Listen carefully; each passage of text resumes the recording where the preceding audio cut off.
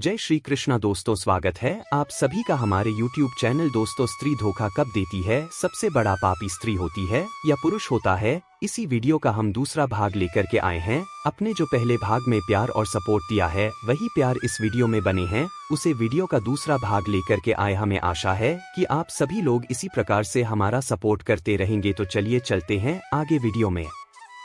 दोस्तों, वीडियो में आगे बढ़ने से पहले आप हमारे YouTube चैनल को लाइक करें, शेयर करें और सब्सक्राइब करें ताकि YouTube पर हमारी और वीडियो का आनंद ले सके।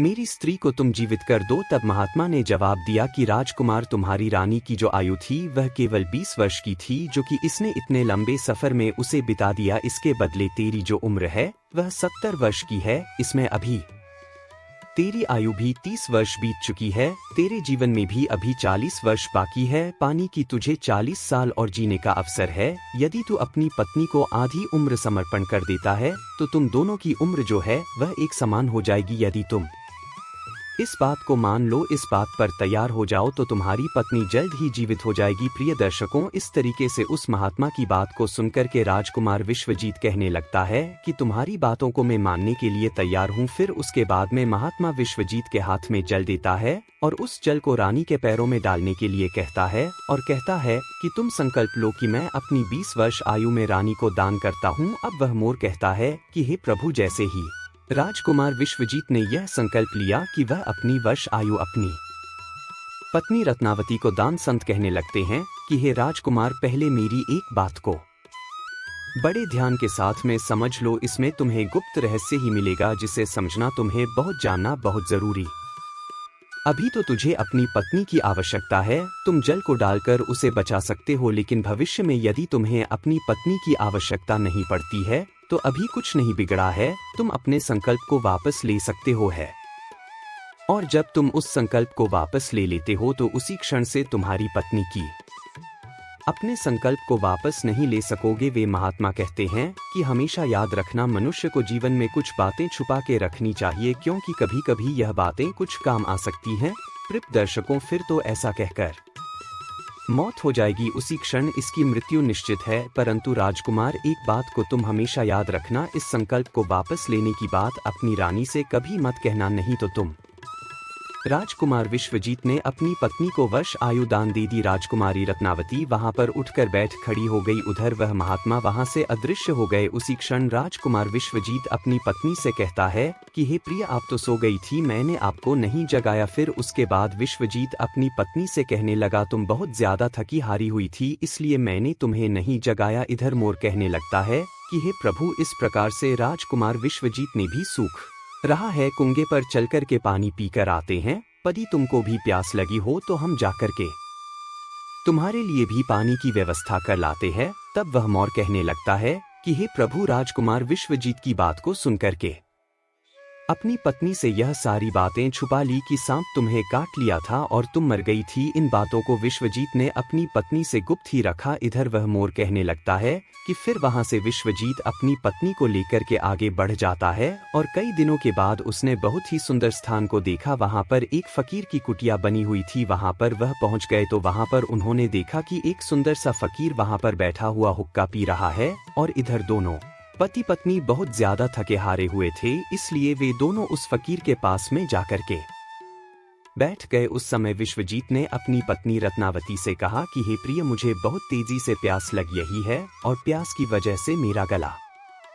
वह रानी कहने लगती है, हे पिया जी, मुझे तो प्यास नहीं लगी है, आप जाइए पानी पी करके फिर मेरे पास वापस आ जाए। इसके बाद में रानी के जवाब को सुनकर के राजकुमार विश्वजीत एक लंबी सी रस्सी हाथ में लेकर के कुएं की ओर बढ़ने लगा। इधर राजकुमार विश्वजीत कुएं पर पानी पीने के लिए पहुंच गया तो उसी समय पर क्या हुआ, राजकुमारी रानावती उस फकीर की तरफ देख रही थी। इधर रानावती उस फकीर की सुंदरता को देख करके उस पर मोहित हो जाती है, अर्थात यह उसको पूरी तरीके से दिल दे बैठी। अब राजकुमारी रानावती उस फकीर से कहती है कि हे फकीर, आप तो यहाँ पर बड़ी खुशी से कहते हैं, बड़ी मौज से छाते हैं। तब यह फकीर कहने लगता है कि हे राजकुमारी, तुम भी यहाँ पर मेरे साथ बड़ी मौज से रह सकती हो। तब राजकुमारी रानावती कहने लगती है कि मैं रहना तो चाहती हूँ, लेकिन मेरे साथ में मेरा पति है, मैं तुम्हारे साथ में कैसे रह सकती हूँ। प्रिय दर्शकों, तन्नी की ऐसी बात सुनकर के वह फकीर समझ जाता है कि रानी उस पर आसक्त हो बैठी है। तब वह फकीर रानी रत्नावती के साथ में प्रेम लीला करने लगता है। तो उसी समय पर फकीर ने रानी से कहा कि आज मैं तुम्हें एक ऐसा उपाय बताता हूँ।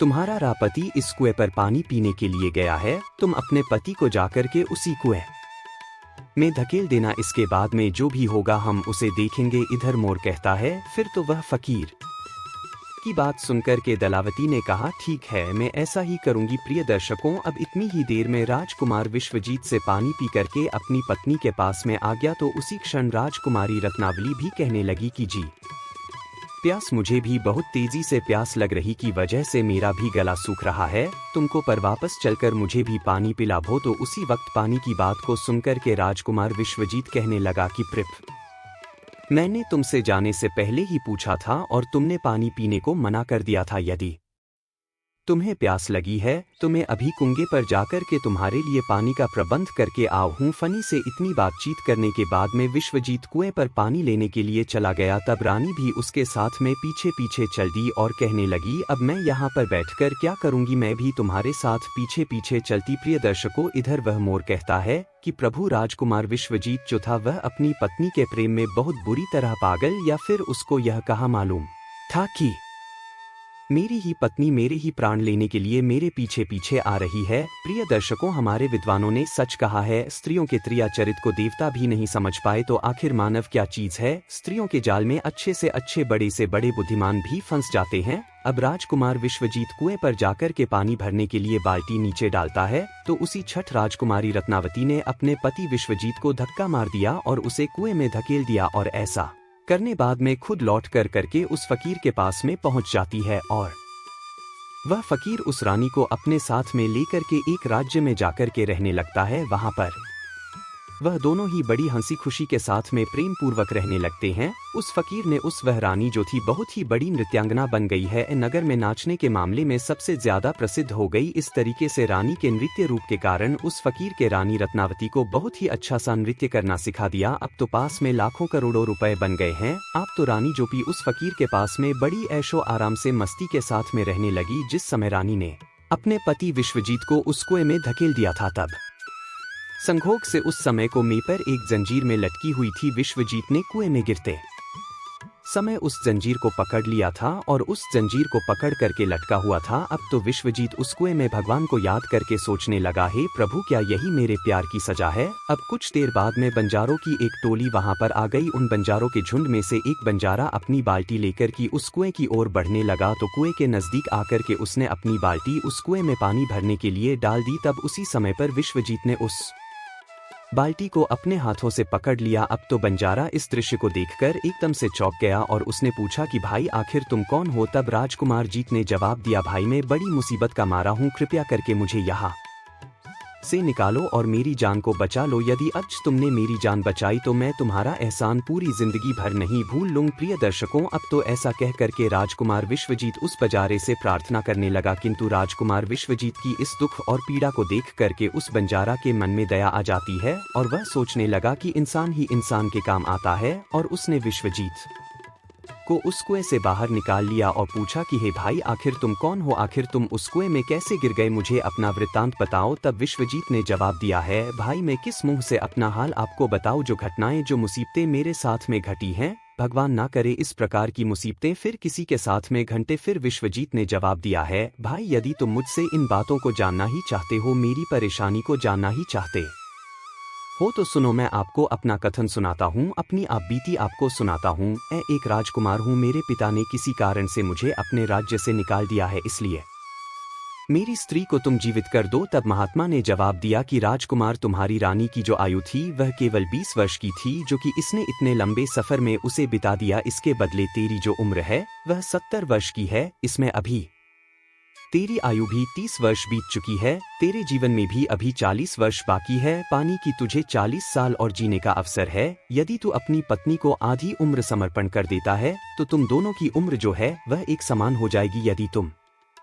इस बात को मान लो, इस बात पर तैयार हो जाओ तो तुम्हारी पत्नी जल्द ही जीवित हो जाएगी। प्रिय दर्शकों, इस तरीके से उस महात्मा की बात को सुनकर के राजकुमार विश्वजीत कहने लगता है कि तुम्हारी बातों को मैं मानने के लिए तैयार हूँ। फिर उसके बाद में महात्मा विश्वजीत के हाथ में जल देता है और उस जल को रानी के पैरों में डालने के लिए कहता है और कहता है कि तुम संकल्प लो कि मैं अपनी 20 वर्ष आयु में रानी को दान करता हूँ। अब वह मोर कहता है कि हे प्रभु, जैसे ही राजकुमार विश्वजीत ने यह संकल्प लिया कि वह अपनी वर्ष आयु अपनी पत्नी रत्नावती को दान, संत कहने लगते हैं कि हे राजकुमार, पहले मेरी एक बात को बड़े ध्यान के साथ में समझ लो। इसमें तुम्हें गुप्त रहस्य ही मिलेगा जिसे समझना तुम्हें बहुत जानना बहुत जरूरी। अभी तो तुझे अपनी पत्नी की आवश्यकता है, तुम जल को डालकर उसे बचा सकते हो, लेकिन भविष्य में यदि तुम्हें अपनी पत्नी की आवश्यकता नहीं पड़ती है तो अभी कुछ नहीं बिगड़ा है, तुम अपने संकल्प को वापस ले सकते हो है।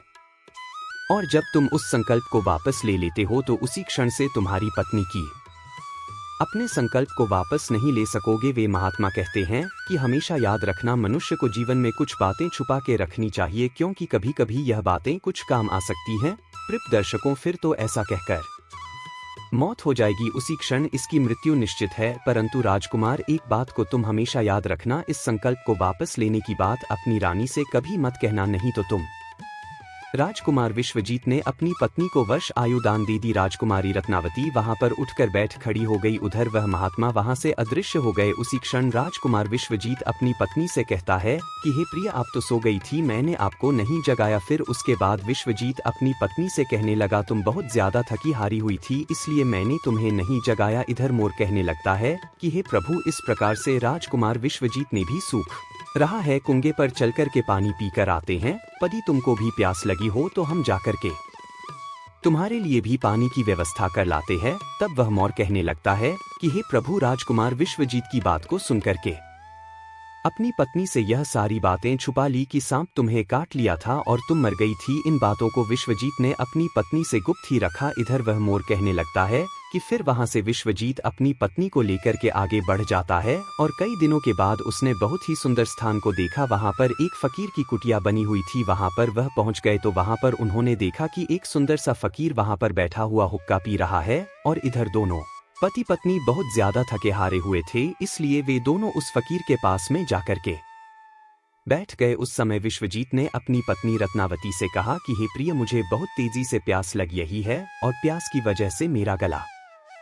वह रानी कहने लगती है, हे पिया जी, मुझे तो प्यास नहीं लगी है, आप जाइए पानी पी करके फिर मेरे पास वापस आ जाए। इसके बाद में रानी के जवाब को सुनकर के राजकुमार विश्वजीत एक लंबी सी रस्सी हाथ में लेकर के कुएं की ओर बढ़ने लगा। इधर राजकुमार विश्वजीत कुएं पर पानी पीने के लिए पहुंच गया तो उसी समय पर क्या हुआ, राजकुमारी रानावती उस फकीर की तरफ देख रही थी। इधर रानावती उस फकीर की सुंदरता को देख करके उस पर मोहित हो जाती है, अर्थात यह उसको पूरी तरीके से दिल दे बैठी। अब राजकुमारी रानावती उस फकीर से कहती है कि हे फकीर, आप तो यहाँ पर बड़ी खुशी से कहते हैं, बड़ी मौज से छाते हैं। तब यह फकीर कहने लगता है कि हे राजकुमारी, तुम भी यहाँ पर मेरे साथ बड़ी मौज से रह सकती हो। तब राजकुमारी रानावती कहने लगती है कि मैं रहना तो चाहती हूँ, लेकिन मेरे साथ में मेरा पति है, मैं तुम्हारे साथ में कैसे रह सकती हूँ। प्रिय दर्शकों, तन्नी की ऐसी बात सुनकर के वह फकीर समझ जाता है कि रानी उस पर आसक्त हो बैठी है। तब वह फकीर रानी रत्नावती के साथ में प्रेम लीला करने लगता है।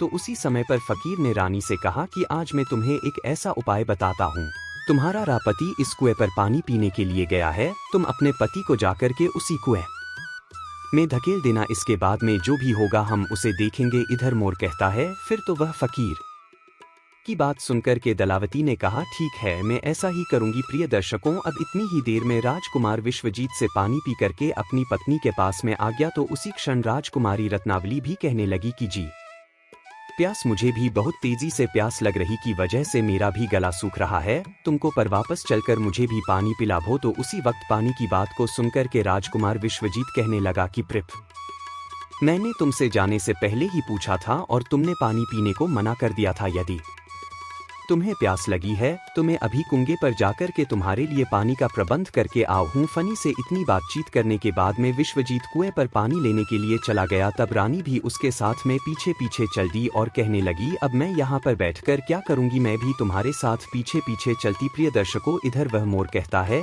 कि प्रभु, राजकुमार विश्वजीत जो था वह अपनी पत्नी के प्रेम में बहुत बुरी तरह पागल, या फिर उसको यह कहा मालूम था कि मेरी ही पत्नी मेरे ही प्राण लेने के लिए मेरे पीछे पीछे आ रही है। प्रिय दर्शकों, हमारे विद्वानों ने सच कहा है, स्त्रियों के त्रियाचरित को देवता भी नहीं समझ पाए तो आखिर मानव क्या चीज है। स्त्रियों के जाल में अच्छे से अच्छे बड़े से बड़े बुद्धिमान भी फंस जाते हैं। अब राजकुमार विश्वजीत कुएं पर जाकर के पानी भरने के लिए बाल्टी नीचे डालता है तो उसी छठ राजकुमारी रत्नावती ने अपने पति विश्वजीत को धक्का मार दिया और उसे कुएं में धकेल दिया और ऐसा करने बाद में खुद लौट करके उस फकीर के पास में पहुंच जाती है और वह फकीर उस रानी को अपने साथ में लेकर के एक राज्य में जाकर के रहने लगता है। वहां पर वह दोनों ही बड़ी हंसी खुशी के साथ में प्रेम पूर्वक रहने लगते हैं। उस फकीर ने उस वह रानी जो थी बहुत ही बड़ी नृत्यांगना बन गई है, नगर में नाचने के मामले में सबसे ज्यादा प्रसिद्ध हो गई। इस तरीके से रानी के नृत्य रूप के कारण उस फकीर के रानी रत्नावती को बहुत ही अच्छा सा नृत्य करना सिखा दिया। अब तो पास में लाखों करोड़ों रुपए बन गए हैं। अब तो रानी जोपी उस फकीर के पास में बड़ी ऐशो आराम से मस्ती के साथ में रहने लगी। जिस समय रानी ने